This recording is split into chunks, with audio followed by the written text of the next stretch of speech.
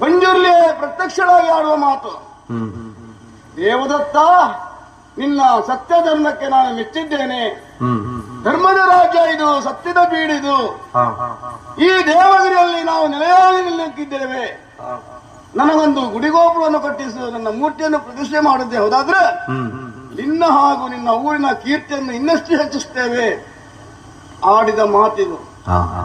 ಇದು ಕನಸು ನನಸೇ ಆಗ್ತದೆ. ಇದು ಯಾವುದಕ್ಕೂ ಯೋಗ ಬೇಕು ಸ್ವಾಮಿ.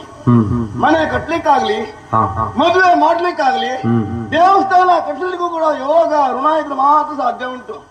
ಹಾಗಾದ್ರೆ ಪಂಜುರ್ಲಿಯ ಗುಡಿ ನಮ್ಮ ದೇವಾಗಿರಿಯಲ್ಲಿ ಕಟ್ಟುವ ಯೋಗ ನನಗಿದೆ.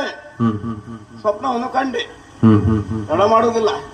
ದೇವಗಿರಿಯಲ್ಲಿ ಪಂಜುರ್ಲಿಯಾಗಿ ಒಂದು ಗುಡಿಯನ್ನು ಕೊಡ್ತೇನೆ.